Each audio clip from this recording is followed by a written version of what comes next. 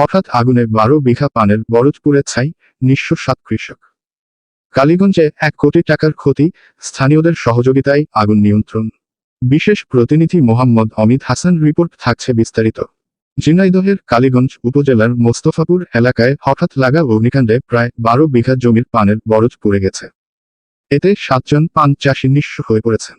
মঙ্গলবার সকাল 10:30টার দিকে মোস্তফাপুর সম্মিলিত মাধ্যমিক বিদ্যালয়ের পাশে থাকা পানের বরজে আকস্মিকভাবে আগুন লাগে।